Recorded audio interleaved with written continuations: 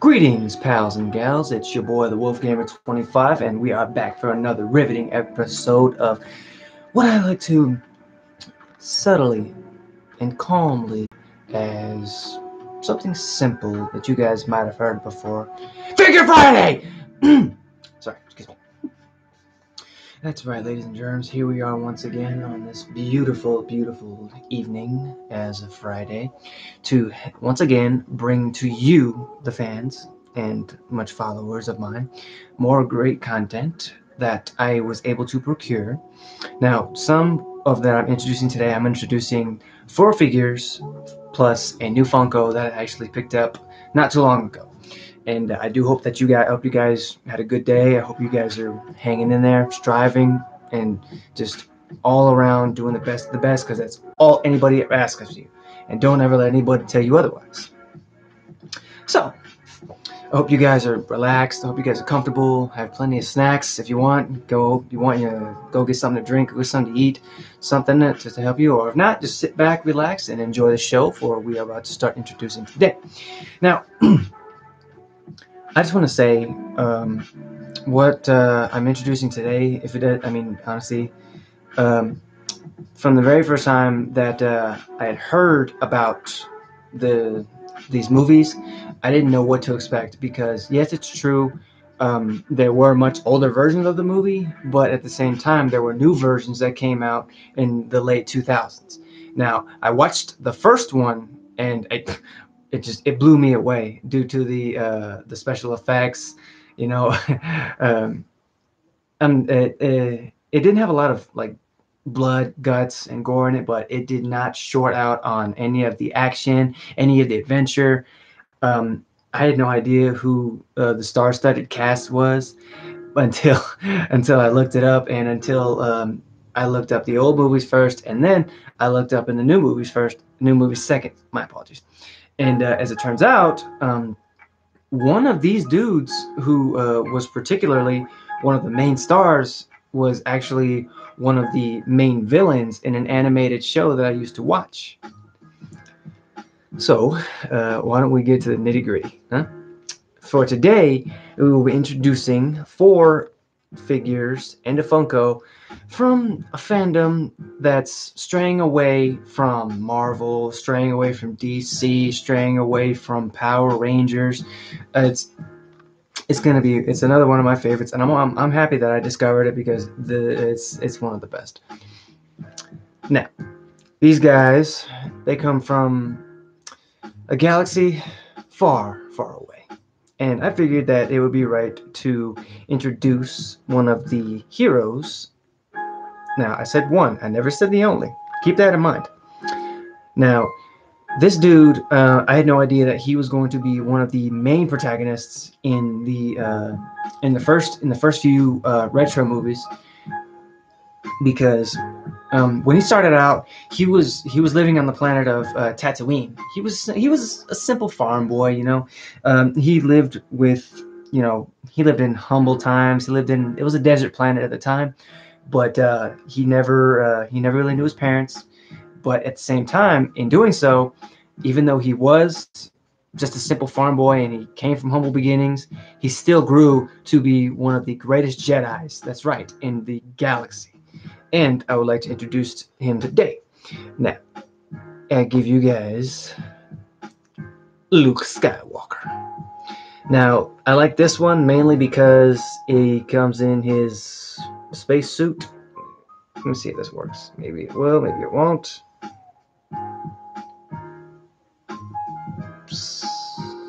Sometimes I really hate how my camera does me dirty. Now, if you can't tell, yes, that's true. Yeah, okay. Now, if you can't tell, he came with his lightsaber, of course, his trusty lightsaber, and of course his blaster. And what I liked about him, like I said, he also he had an earlier career as one of the main villains in the animated series I used to watch growing up. And you all might know it, honestly, it was the Batman animated series. This was Kevin Conroy's time, if I remember right. And the main actor's name was Mark Hamill. Now, whether or not you guys might know him by that name, when he was in the show, the Batman animated series, he played one of Batman's greatest villains, the Joker. And let me tell you, I thought that Mr. Hamill, he did amazing on that voice, because around that time, the Joker's laugh, it was the stuff of nightmares, honestly. I remember I would lay awake at night because I felt that I was hearing it.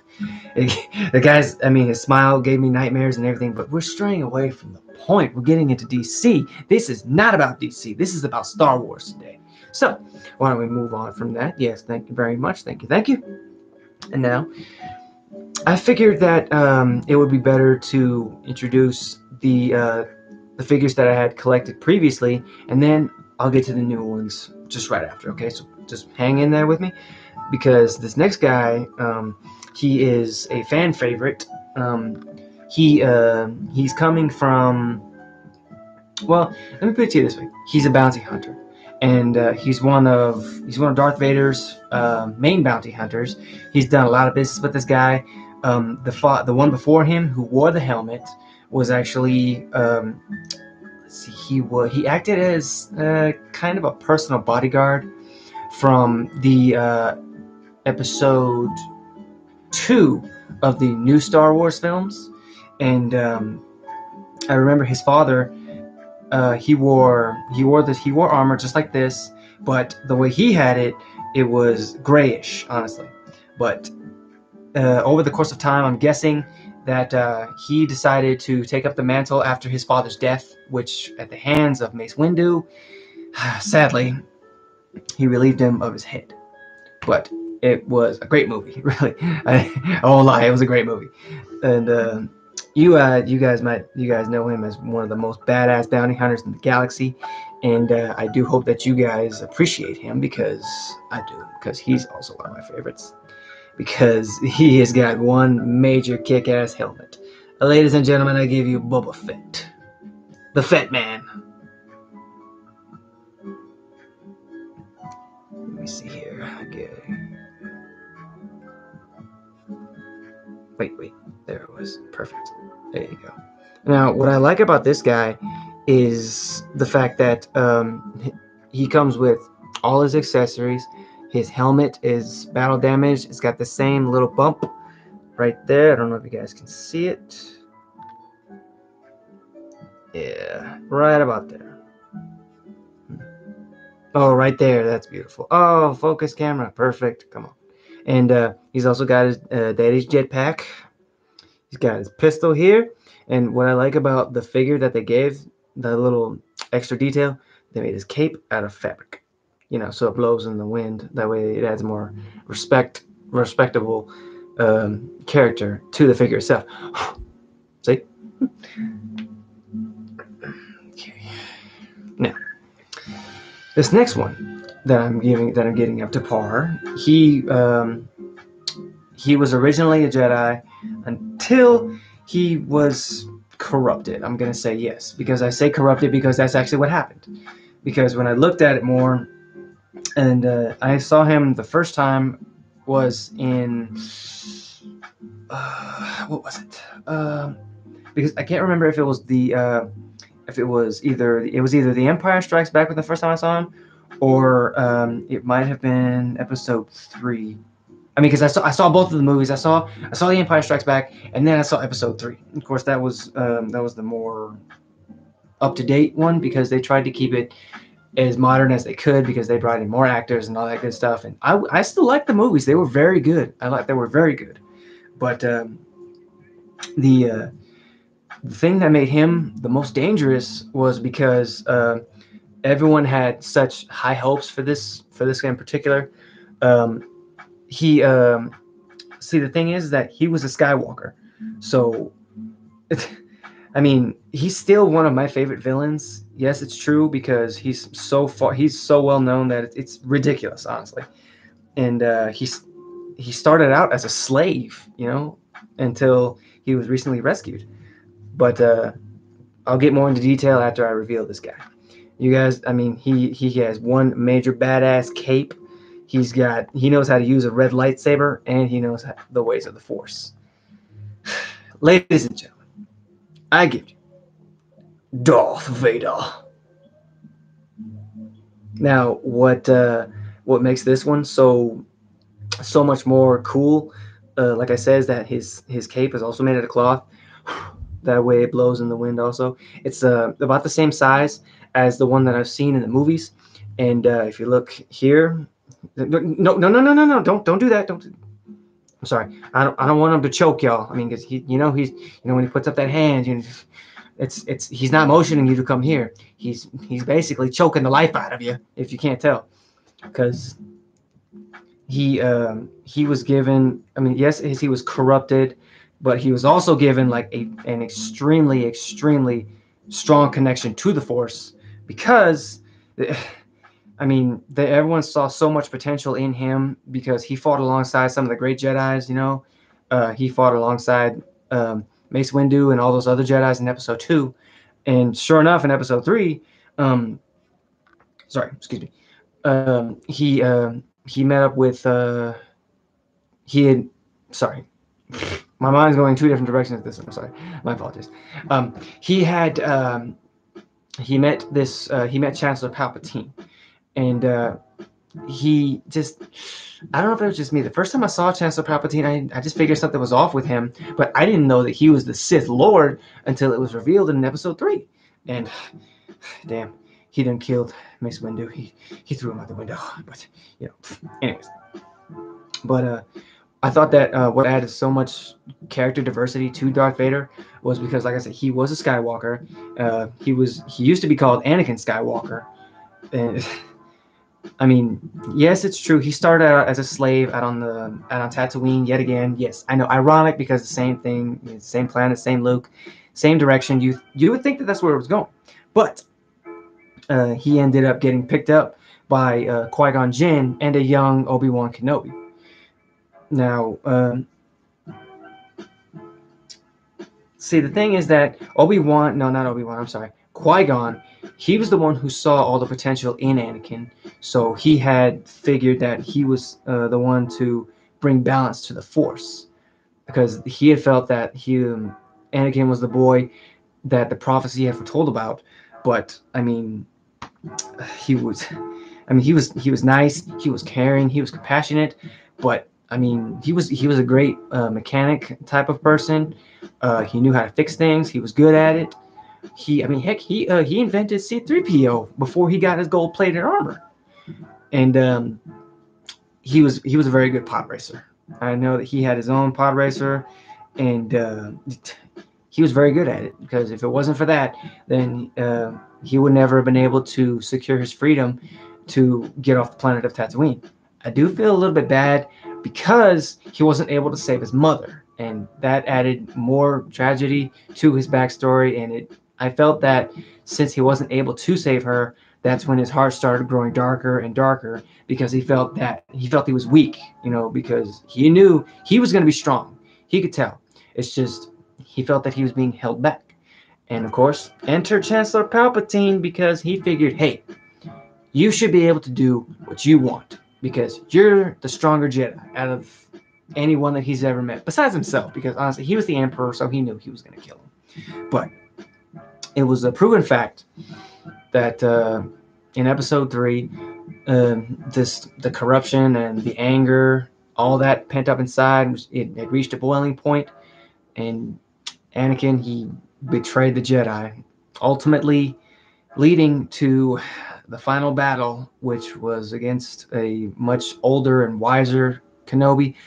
I'm not talking about the Ben Kenobi who was in the retro films. No, I'm talking about not necessarily the Padawan, but he was also a higher ranking Jedi. Oh, I'm sorry. I'm fanboying a little bit. Forgive me.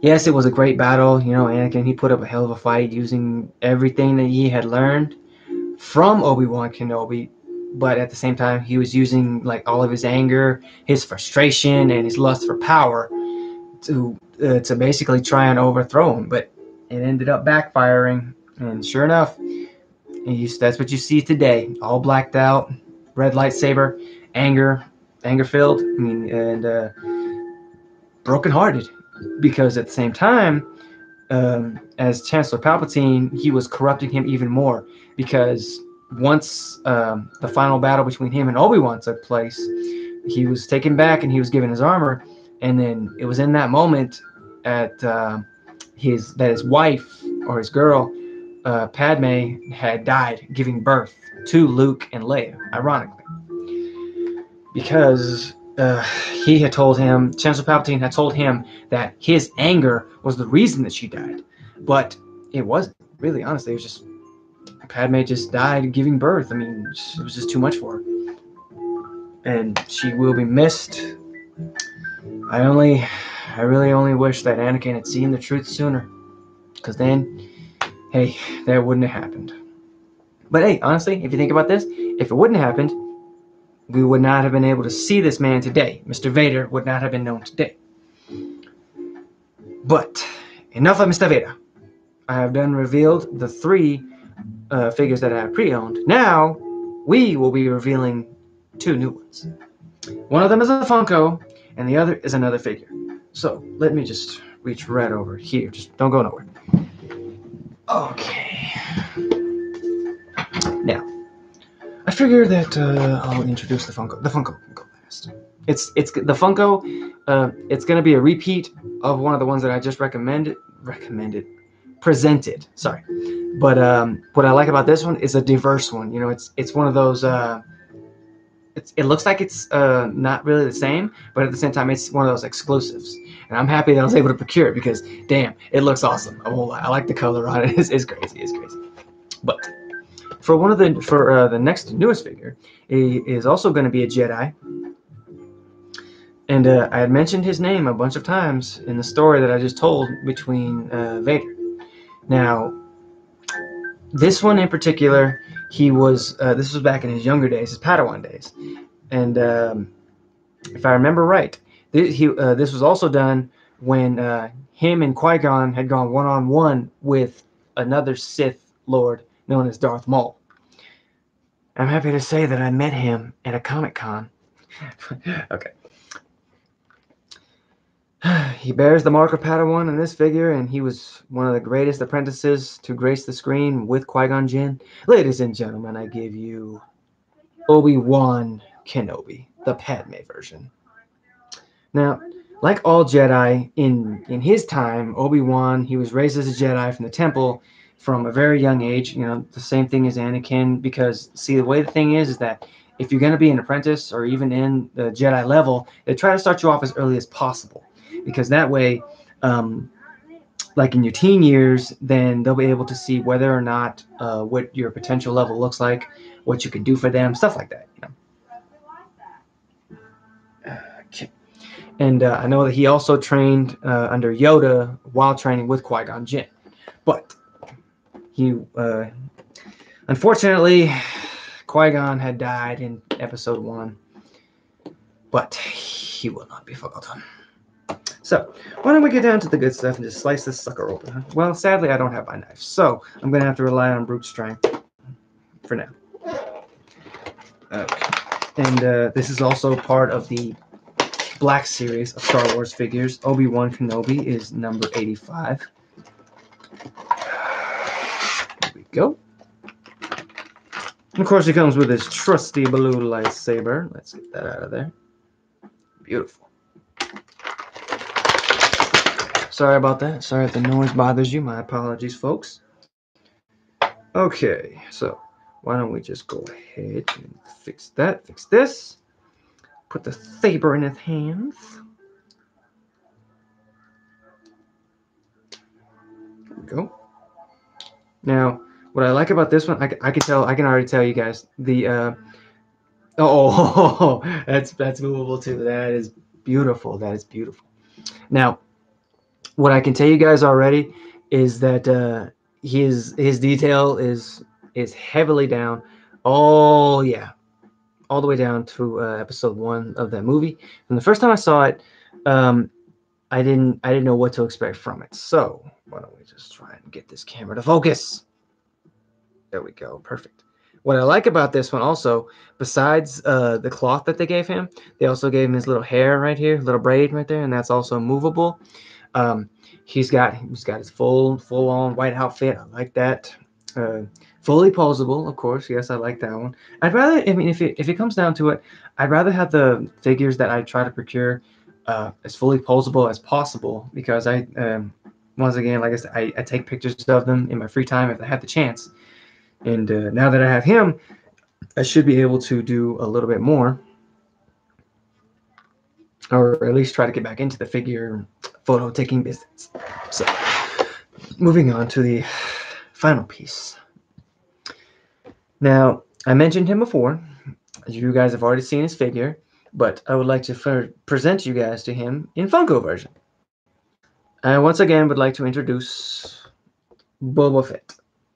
Now, I know what you're thinking, but what's wrong with his color? What's wrong with his color? Oh man, that's what I was trying to tell you guys.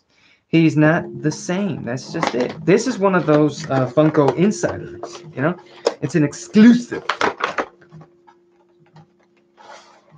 And what I like about the Funkos, when it comes down to the Star Wars versions, doesn't matter which one it is or who it is, they give them their own little stand on. And what I like about him, his head is fully bouncing. Go ahead, give him a 360. See how good you look. I like how they gave him his little plasma rifle. Of course, little yellow jetpack.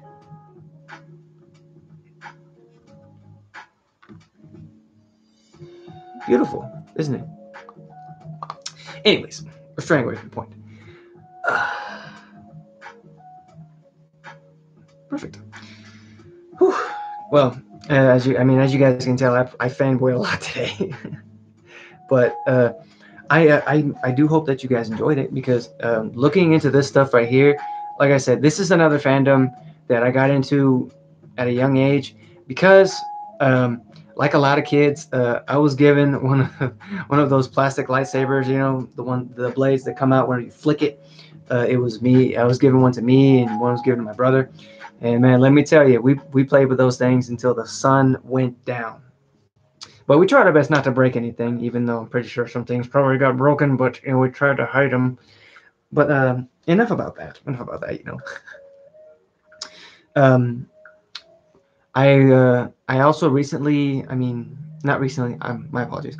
I saw all the new Star Wars movies, ones that kind of stray away from these main characters.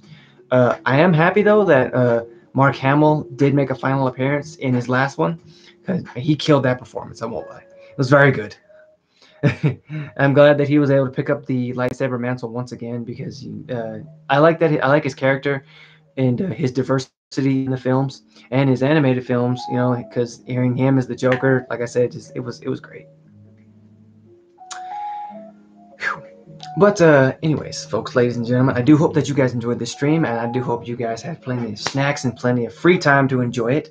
And I do hope that if there's any kind of questions, comments, pleads for insanity, or even if you just want to say hello, feel free to drop in the comment section below. I do hope you guys enjoyed the stream once again. And if you want, feel free to hit the follow button right there. It will be posted up there when as soon as I finish here. And until next time, guys, stay safe, stay awesome, stay weird, stay yourselves, and be safe. Peace.